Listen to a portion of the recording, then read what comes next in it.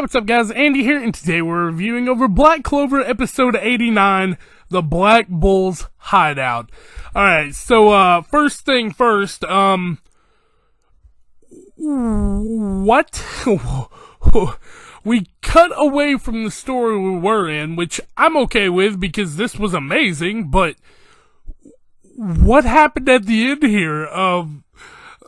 I think I know who this character is because when I first started doing reviews, as I was looking into the series to see if I wanted to, review it and continue on, I was behind at that point because when I started reviewing them, we were like on episode like 70 something ish. It's where they met Mario Leona or whatever for the first time, and I was behind up until that point, all the way to the fight with the diamond guy. I can't remember his name.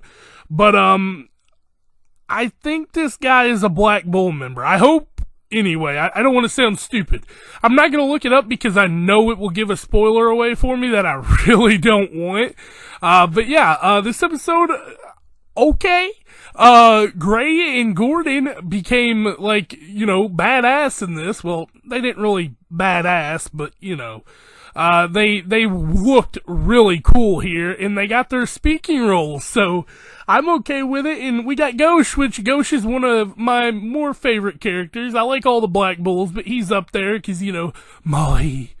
But, yeah, with that being said, guys, let's talk about it. Let's see if I can decipher what's happening. I'm sure the people who have read the manga are gonna think I'm a dumbass, but yeah, hopefully we can get through this without me screwing something up really bad.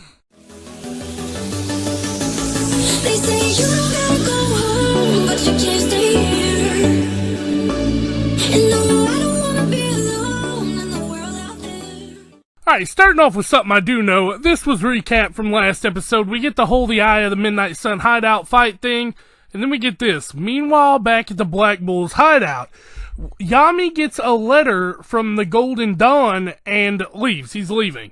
So we find out he's going to be completely gone, and it's from the Golden Dawn. I'm starting to put two and two together here, and apparently he wants to meet with him to apologize for Longris's behavior at the magic selection exams with Asta and Finral and all that. That's understandable. They're really playing this up like Vengeance is the bad guy.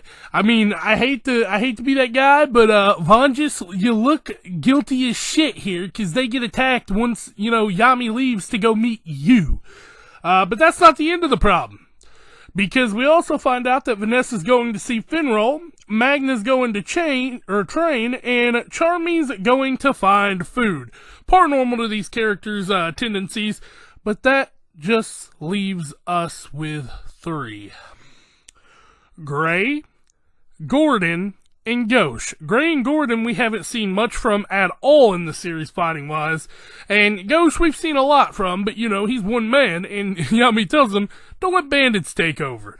But we get into our intro and title card, The Black Bull's Hideout, episode 89, like I said, and we cut right back into the awkwardness.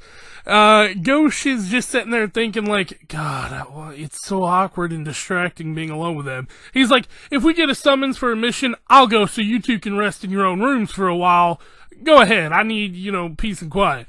And we get this scene, and he's like, I always knew that Gauche was into dolls anyway, because he's making a doll of Marie, and he goes, these are all my homemade Black Bulls dolls, and pulls up his cloak, and he's got all of them with him, and Gauche tells him here, he's like, if you want to make more friends, why don't you try being more friendly? I don't know, like, smile.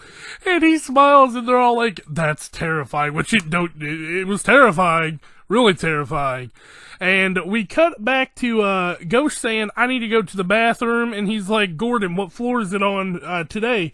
And Gordan tells him, he's like, why does the rooms always keep changing? I always forgot to ask, and he's like, I don't know, it's been like that since I joined. And then they go into a ghost story, and then things hit 680 here.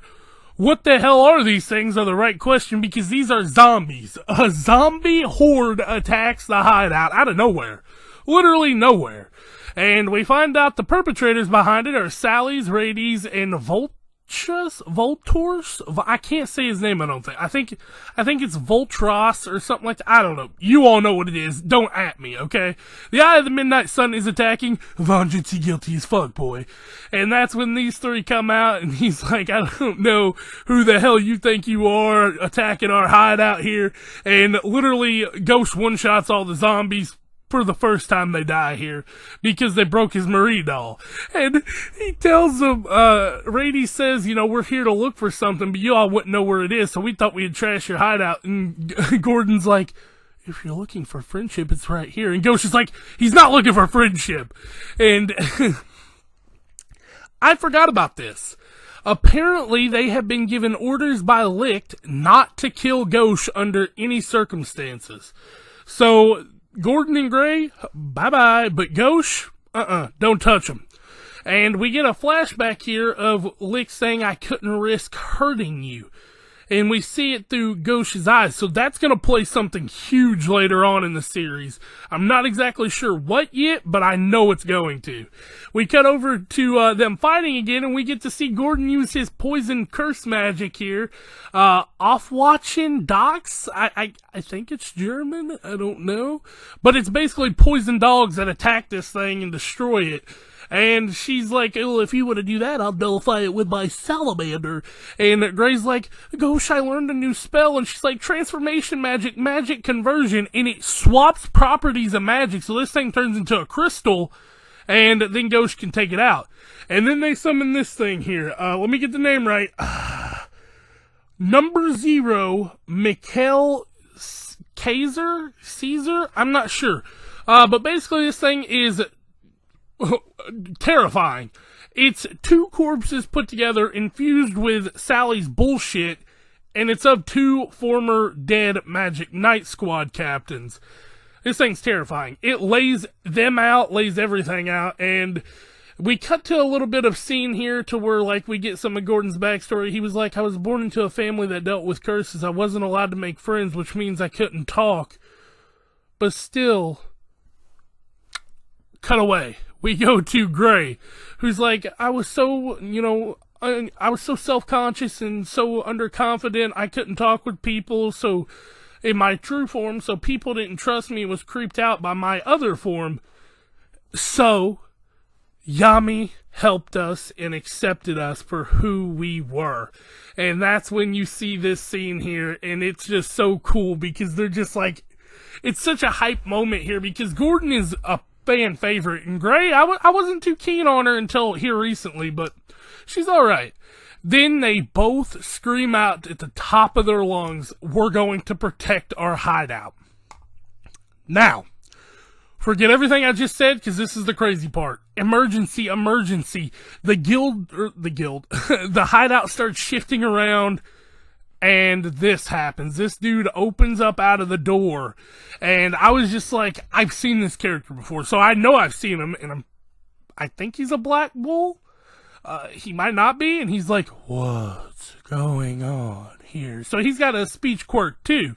So that's the end of the episode. So who is this guy? He's got to be powerful. I mean, if he's being locked away in the hideout, maybe that's who they're looking for. Maybe that's what they're looking for. This dude might be a freaking weapon.